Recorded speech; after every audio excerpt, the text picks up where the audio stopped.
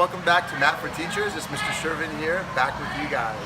So today's tip of the day is going to be a drill that we play, and basically it's called a helicopter.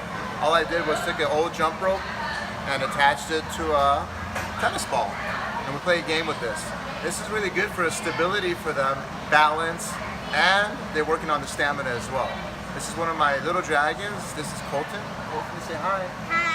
All right, so Colton's going to show you how we play this game. Now you can play it single or you can play it with a group of kids. Today we're just playing it single with Colton. Back up, sir. Are you ready, sir? Yes, sir. Back up more, please. Okay, ready, set, and jump. Jump. Jump. Jump. Gotcha. Try again. Doing good, buddy. Timing. Ready, set, jump. Jump. Jump. Gotcha. High five.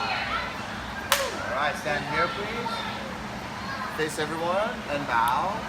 And that's what we call the helicopter at Dragons Martial Arts. Grab an old rope, attach it to a tennis ball, and have some fun. You can even play with adults if you want.